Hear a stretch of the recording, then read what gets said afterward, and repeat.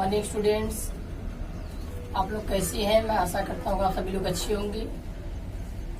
तो इसके पहले जो मैंने वीडियोस बनाई थी मैथ पर एलसीएम एससीएम पर, उसमें कुछ कमेंट आए हैं कि सर ये मल्टीपल और फैक्टर में डिफरेंस बताइए। तो चलिए कोई बात नहीं है, इस वाले वीडियो में हम लोग मल्टीपल और फैक्टर पर ही डिफरेंस देखेंगे। मल्टीपल क्या होता है और फैक्टर क्या होता है। सुनने में दोनों एक ही जैसे लगते हैं, इसलिए कंफ्यूजन ज्यादा रहता है। तो मैं आज आपको दोनों का अलग अलग बताऊंगा क्या है, उसको आपको सॉल्व करना भी बताऊंगा। तो चलिए स्टार्ट करते हैं। बहुत ध्यान से देखिएगा वीडियो आप, जिससे आपको बहुत अच्छे तरीके से समझ में आए। तो देखिए दोस्तों, ये जो मल्टीपल होता है MULTIPLE, और एक आपका होता है फैक्टर। तो देखिए मल्टीपल मीन्स होता है, मार्कर में सेट कर ले आऊंगी। मल्टीपल मीन्स होता है गुणज। मल्टीपल मीन्स क्या होता है? गुणज। अब फैक्टर मीन्स होता है गुणनखंड। गुणनखंड आप समझ पा रहे होंगे। अब गुणज का मतलब क्या हो गया? गुणा रूप। गुणज का मतलब क्या हो गया? गुणा रूप। अगर किसी को आप गुणा रूप में लिख रहे हो तो आपका गुणज मल्टीपल है। और दूसरी बात अगर हम करेंगे कि ये फैक्टर क्या है? गुणनखंड है। मतलब गुणनखंड करना तो आप लोग जानते हैं, फैक्टराइजेशन करना जानते हैं। छोटे छोटे खंड कर हम उसको बांट देंगे तो हमारा गुणनखंड हो गया। तो चलिए सबसे पहले हम लोग गुणनखंड पर ही बात करेंगे, गुणनखंड को कैसे फाइंड करते हैं, उसके बाद मल्टीपल को। तो फिर मैं सिंपली समझा देना चाहता हूँ आपको, गुणनखंड गुणज में फर्क क्या है। आपका जो मल्टीपल है वो आपका गुणज है, और जो आपका फैक्टर है या फैक्टराइजेशन है वो आपका गुणनखंड है। तो आप समझ पाए होंगे। मैं इसको अलग अलग दिखा रहा हूँ आपको। फैक्टर के लिए मैं पहले दिखा रहा हूँ FACTOR, फैक्टर। फैक्टर मीन्स मैं लिख रहा हूँ गुणनखंड। आप देख पा रहे हैं ऊपर से गुणनखंड। चलिए जैसे अब हमको 240 का गुणनखंड करना है। क्या करना है? गुणनखंड। तो इसको हम बहुत इजीली, कई मेथड है करने के, भाई मैं तीनों देखूंगा अभी। अगर आप सिंपली ऐसे ही शार्प माइंड रखते हैं तो ऐसे ही फाइंड कर सकते हैं। ऐसे 1 से कटने वाला जिससे कटेगा उसका जान लीजिए फैक्टर है। तो ये डायरेक्टली इस प्रकार से लिख सकते हैं, या फिर आप गुणनखंड करना है ना, तो ऐसे करिए 240, 2 1 जा 2, 2 2 जा 4, 120, यहाँ पर 60, यहाँ पर 30, यहाँ पर 15, फिर 3 से करेंगे, उसके बाद 5 से करेंगे। तो आप देख सकते हैं जो 240 था, इसका हमारे पास फैक्टराइजेशन कितना आया? 2 into 2 into 2 into 2 into 3 into 5। ये है गुणनखंड आपका। इस प्रकार से आप गुणनखंड फाइंड कर सकते हो। और अब देखिए क्या करना है हमको। ये तो गुणनखंड आपने फाइंड कर लिया है।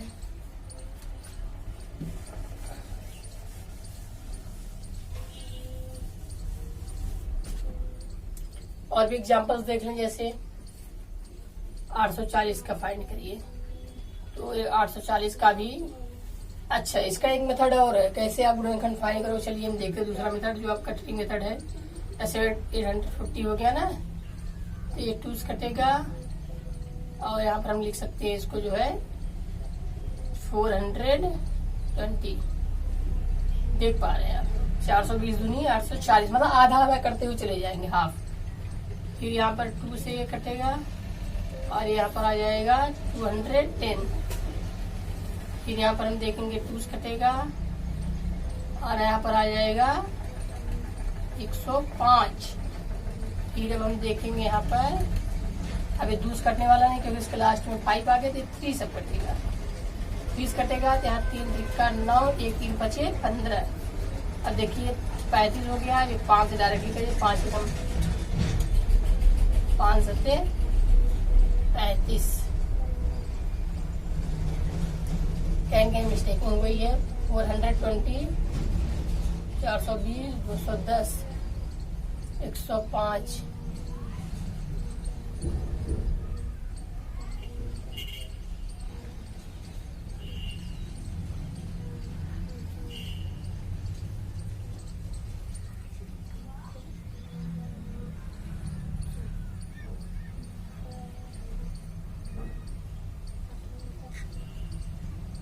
बिल्कुल सही है।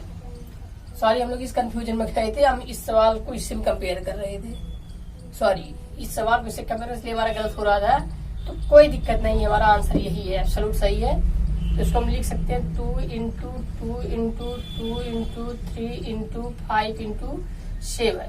अगर आपको ये ट्री मेथड अगर सरल लगा हो तो कमेंट जरूर बताएं कि मैं इसको अगले वाली मेथड से भी देख रहा हूँ, जैसे 840 देखते मैच करता है कि नहीं। तो आप देख सकते हैं 2 4 जा 8, 2 2 जा 4 0।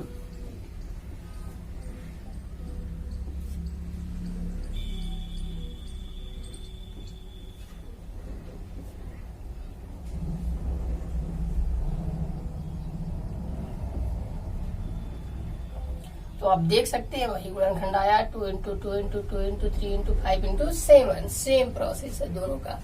अब बहुत ही अच्छे तरीके से इसको समझ पा रहे होंगे आप। इसी प्रकार के मल्टीपल आपको और दिखा रहा हूँ मैं। ये फैक्टर आपका खत्म हो गया है। आप इसी प्रकार से फैक्टराइजेशन करेंगे, चाहे ट्री मेथड से करिए, चाहे वैसे करिए, चाहे ऐसे करिए, दोनों भी तरीके से आप कर सकते हो। अब मैं आपको अपवर्त दिखा रहा हूँ, कुछ कुछ के अपवर्तक जैसे होते हैं, जिससे वो कटेगा वही उसका अपवर्तक होगा। इसको भी आप देख लीजिए। जैसे आपका 60 है, 60 के अपवर्तक कौन कौन से हैं? तो अपवर्तक वही होता है जिससे वो कटे। ये बात आप नोटिस करिएगा।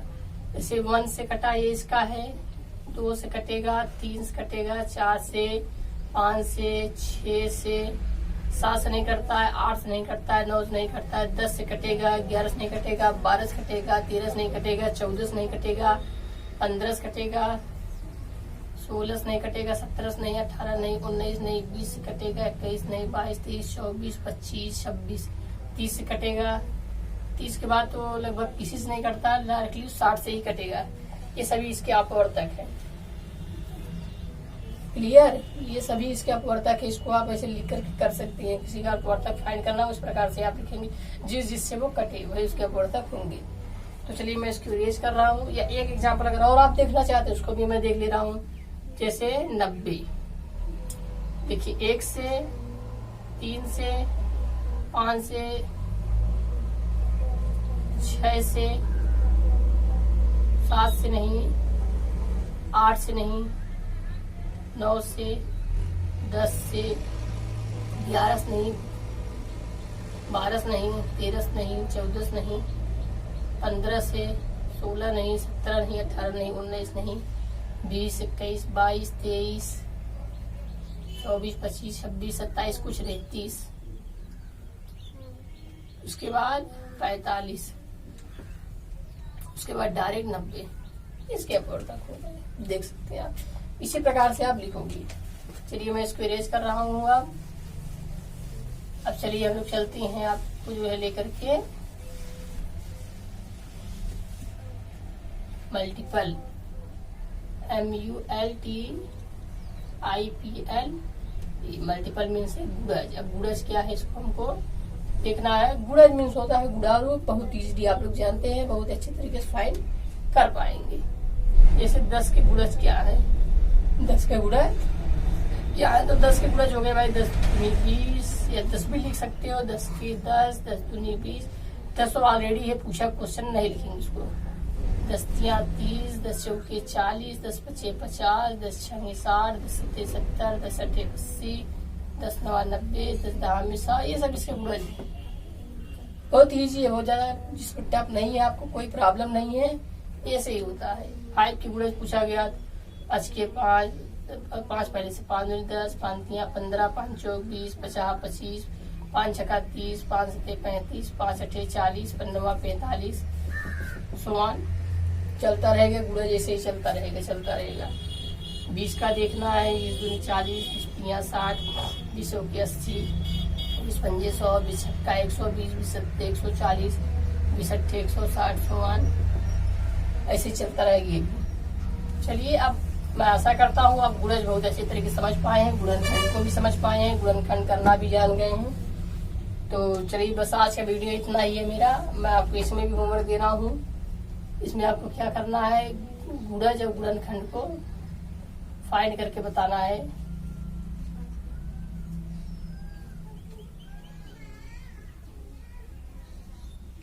पहला है फाइंड द मल्टीपल।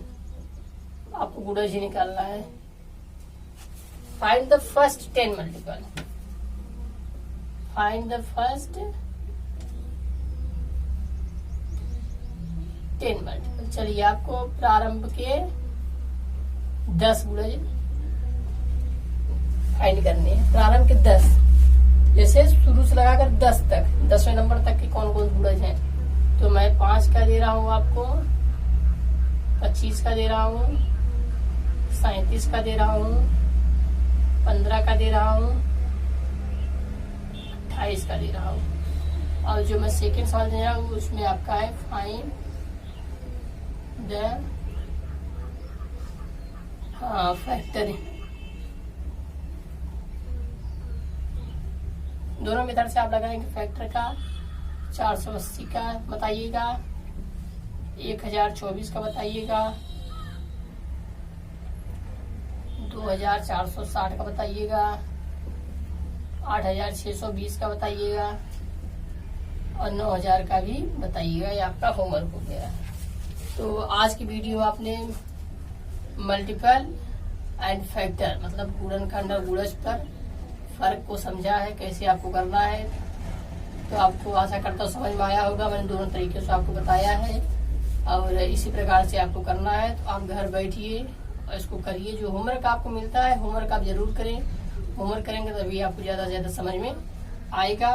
अब जो हमारा नेक्स्ट वीडियो बनेगा उस पर हम लोग बता चुके पहले से ही आपको कि हम लोग उस पर वर्ग और वर्गमूल पर बात करेंगे। मैं आपको दोनों मेथड से वर्गमूल निकालना बताऊंगा। तब तक के लिए bye bye. Stay at home and do your homework.